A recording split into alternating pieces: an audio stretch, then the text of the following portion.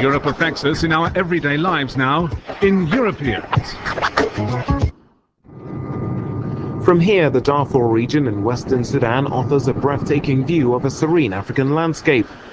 But on the ground, the situation is far from calm. A contingent of 7,000 men from the African Union mission in Sudan are trying to stop the bloodshed that has claimed some 200,000 lives over the last 3 years.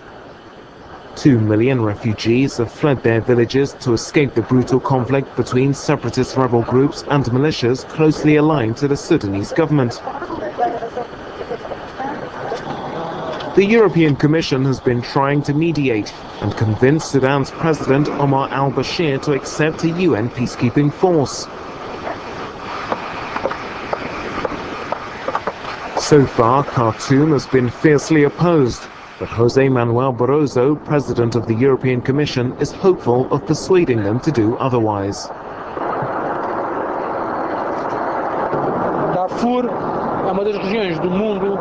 Darfur is one of the regions in the world where there's terrible human distress. It's almost indescribable. What's happening there in terms of killings, rapes, and the destruction of human beings, families and communities. There's been a step forward since the peace deal between North and South. There's been some progress with the Darfur peace agreement, but it's true that it's not working now. It doesn't work because there are some rebels who are continuing to take military action, and the Sudanese authorities are still fighting in the region too.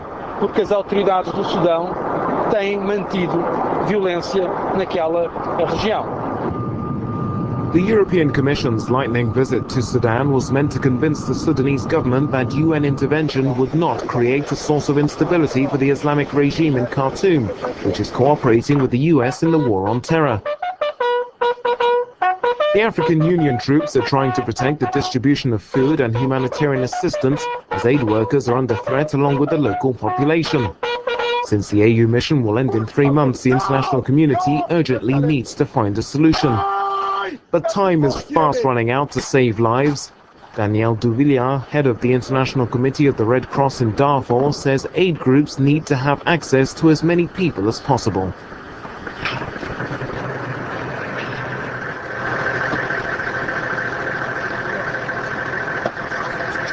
For a year or so now, because of the various conflicts between armed groups, it's become increasingly difficult to get help through to the people who need it. The question we're asking ourselves is how much longer can people stay in the region without any assistance before they can be moved to refugee camps? The Commission has announced it's giving a humanitarian aid package worth an extra 40 million euros to help displaced people and the victims of the militia attacks.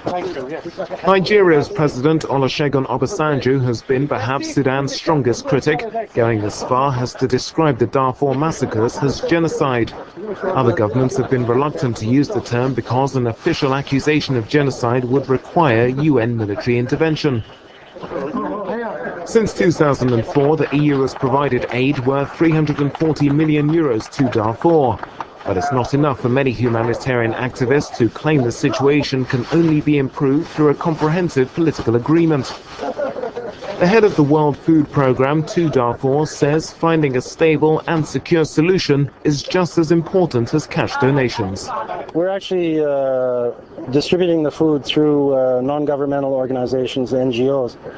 The African Union troops that are here, we don't work with directly, but our sense is that if we did not have this kind of presence, our work would be even more difficult than it is now.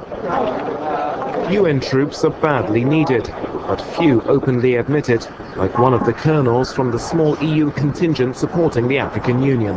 I think we'd need between 8,000 and 10,000 additional units just to control the territory. Of course, everything must be coordinated with the Sudanese government and with the Sudanese military forces. Barroso's commission wants to mediate between Sudan rebel factions, the international community and other countries in the region. But President al-Bashir fears for Sudan's integrity as well as his own destiny, according to Louis Michel, the EU's Development and Aid Commissioner.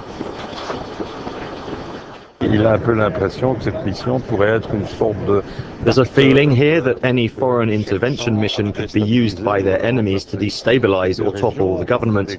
This is a region where there's a concentration of explosive elements, fundamentalism and a clash of religious and cultural civilizations. It's tempting for some to use these elements as a way of furthering their own political agenda. If we don't have a strategic plan, a political solution, then we're taking enormous risks in the Horn of Africa.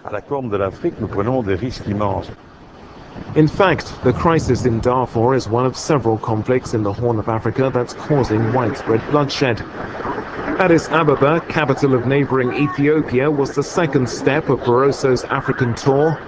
It was the opportunity for a meeting between the head of the EU Commission and the head of the African Union Commission, an institution inspired by its European counterpart. African countries can't just be the victims and passive recipients, according to the president of the African Union Commission.